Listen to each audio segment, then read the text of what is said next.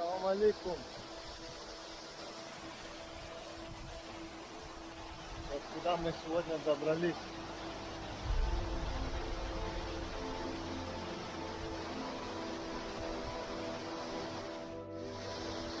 Вон туда надо, за водопад. Да, и там вставать. постоять. Туда вообще.